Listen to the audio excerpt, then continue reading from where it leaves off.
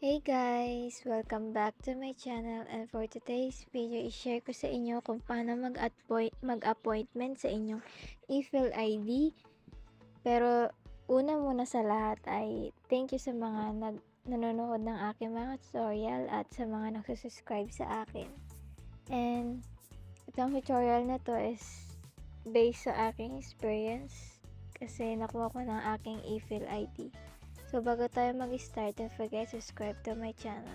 So, let's go. So, una, bago tayo mag-appointment, siguraduhin po natin na meron tayong na-receive na text na PSA ang pangalan. Kasi pag walang PSA na pangalan, ay scam siya. Pag meron na kayong na-receive na text na yung PSA nyo ay okay na, or yung e-fill ID nyo or national ID man ay okay na, ay pupunta lang po kayo dito sa site na ito. Pag nakapunta na kayo dito or